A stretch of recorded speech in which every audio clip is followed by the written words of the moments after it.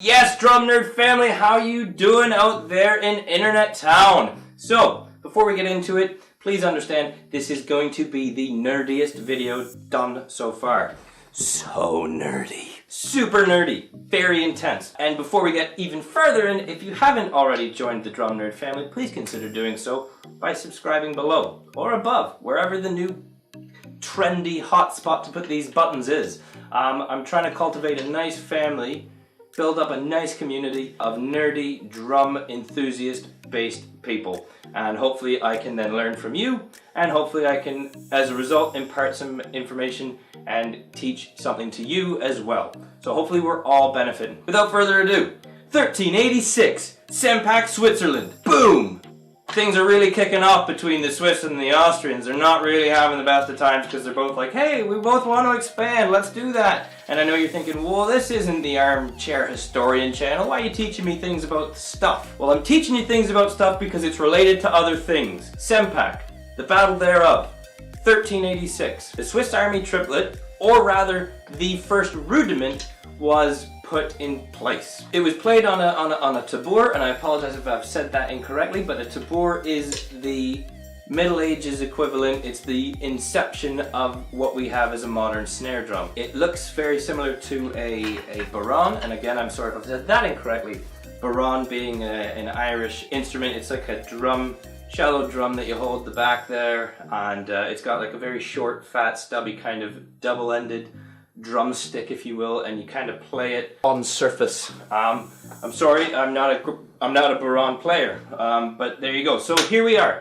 We are talking about the Swiss Army Triplet. Now, what needs to be understood here, and I think this is where the thing gets really interesting and quite in depth and slightly misunderstood, is they might not have actually been playing the Swiss Army Triplet, right? The Swiss Army, back in 1386, going into the Battle of Sempak, they might have had their own routine march, and so obviously they're playing this rhythmic pattern, they're playing that to get their troops out. Obviously, by the way, spoiler alert, the Swiss beat the Austrians. The Swiss won. It was a decisive victory against the Austrians. They were outnumbered as well, if I'm not mistaken, so can we say, you know, props to the Swiss Army Triplet for allowing them to win? Maybe, who knows, but the point is, they might not have been playing the Swiss Army Triplet as we know it. Oh, well, it would have been the same, but the point is, they would have just been marching to their own beat of their drum, coined phrase there. But the point is, it didn't get written down allegedly until 1610, still in Switzerland, and that was the Swiss Army Triplet. But they might have been playing the Swiss Army Triplet. We don't know what they were playing, but what they were playing obviously would have been what they then possibly coined to be the Swiss Army Triplet. So this is all very confusing, it's all very intense, I apologize, but really the takeaways: 1386, Battle of Sempak, Swiss Army Triplet, and or very first inception of a rudiment, right? First documented rudiment was the Swiss Army Triplet in 1610. So, without further complication and intense nerdiness, let's get into this rudiment. I would say the hardest trick here, the trickiest bit of this rudiment, is the fact that aside from it not alternating its sticking, the next note following the accent is in the same hand that gave the accent, right? So it is a flam followed by a right and a left. So if you're right hand flam accenting, you have to follow that right hand accent with a right hand. So we are going flam, right, left. Flam, right, left. Flam, right, left. Flam, right, left. Flam, right, left. Flam, right, left. Now, the tricky bit here, again, is when we swap it, if you're not used to left-hand lead, then this is going to be a bit difficult, especially considering if you're not used to left-hand lead, that's one strike against you. And then the second one is you have to follow that left hand with another left hand. But we'll take it slow. So, with the left hand lead Swiss Army Triplet, this right hand is being the grace note on that flam. So, flam, left, right. Flam, left, right. Flam, left, right. Flam, left, right.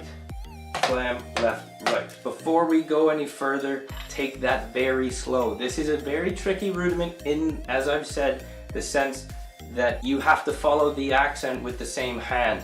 And so at speed it can be quite tricky, but again, this isn't about speed just yet. We're not leading legions and divisions of Swiss Army troops into battle. We're not doing that here. We're just trying to make a nice, tasteful rudiment sound as best as we can. So again, just one last time I'll throw it your way, but I'm going to be doing a right hand lead. Flam, so that is left, right, flam, right, left, flam, right, left, flam, right, left, flam, right, left, flam, right, left, flam, right, left, flam, right, left.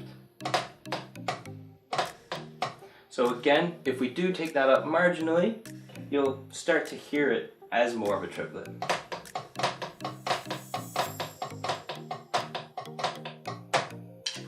So, it's not about speed, please understand that. I'll throw the notation down below in the description box, which again, flam, right, left. Remember to practice this both right hand lead and left hand lead, and I can't wait to get back to England to put all of these rudiments onto the drum kit. So, thank you for checking this video out. I hope you've learned something. I sure have, in that there's lots of nerdiness that circulates the drum community. So, again, if you've enjoyed all this, please consider joining the family by subscribing. Have a great day, and I hope you take this to the kit and make something magical out of it.